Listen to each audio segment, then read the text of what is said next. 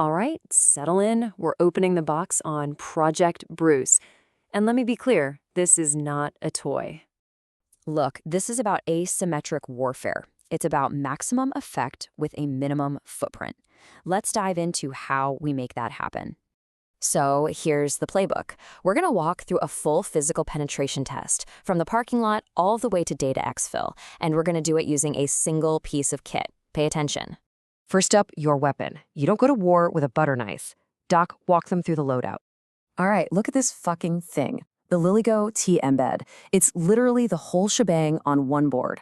You've got your CC1101 for sub-gigahertz, so you can talk to everything from garage doors to industrial controls. You've got NFC for cloning badges, and of course bad USB for when you get to a desktop and want to deliver a payload. This is a god-tier piece of kit for one simple reason.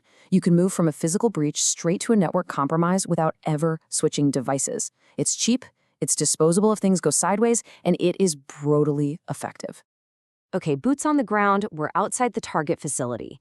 Phase 1 is about getting past that first layer of defense, and the juiciest, most common attack surface is going to be their guest Wi-Fi. The objective here is simple. We want a foothold on the internal network. The best way to do that? We're going after VPN credentials.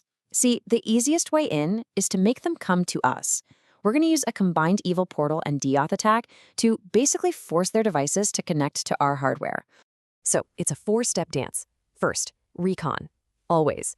You scan for the access points, you get the target's MAC address, and you lock on to their channel. Second, you pull the trigger. You launch the attack, which clones their SSID and just floods the real AP with deauthentication frames, kicking everyone off.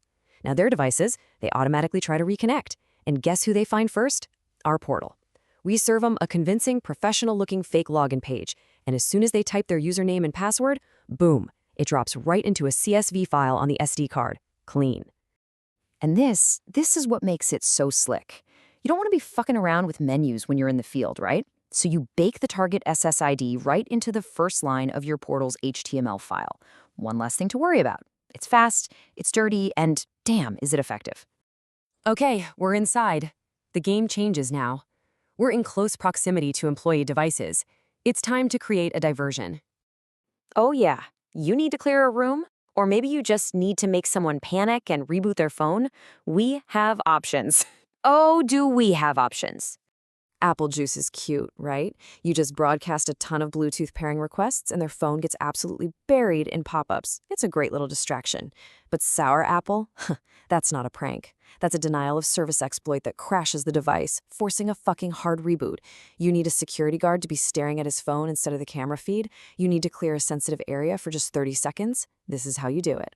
Now, and this is crucial, this isn't magic. For the bad BLE keystroke injection to actually work, the target device must have been previously paired with your T-embed. So this isn't for a cold approach. This is for when you've already established some kind of pretext. Maybe you pretended to be IT and helped them pair a new keyboard. Once that trust is established, you can connect later and inject Ducky scripts to open a shell or download a payload. Think of it as a second-stage delivery system. Okay, we've bypassed their digital security. Now it's time to target the physical infrastructure. We're moving to the restricted area. And you know what? The controls here, they aren't on the network. They're all RF. God, I love old tech. They never ever patch it. We just had to listen for a split second, grab the signal with the raw recorder, and just play it right back. It is that easy sometimes.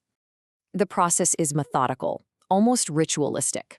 You use the raw recording feature to capture the signal from whatever remote you're targeting. It saves to a .sub file on the SD card. Then you just transmit it. Now, the real beauty of this is its compatibility with the massive Flipper0.sub file libraries. The entire community has been collecting these signals for years. Gate openers, key fobs, remotes. You can load those libraries onto the T-embed and have a massive arsenal of signals ready to go before you even get on site. And hey, if you just want to break things, there's always the jammer. That weird noise, that's the beautiful sound of their security system completely shitting the bed. All right, let's talk IR. Sometimes the goal isn't access, it's pure disruption. Imagine killing every single screen in a security operations center during your exfil. It creates absolute chaos. And TV Begone does exactly that. Okay, the device is planted, the credentials are captured. Now we get out and manage the asset from a safe distance. This is OPSEC 101, people. You plant the device, you get out, and now you're a mile away in a coffee shop with full command via the device's built-in web UI. You can browse the SD card, you can download the credential files you captured, upload new ducky strips, trigger any attack you want, all from your laptop, all over its own ad hoc Wi-Fi network. And you have multiple exfil vectors, all depending on the situation. For remote ops, you're going to pull the files from the web UI.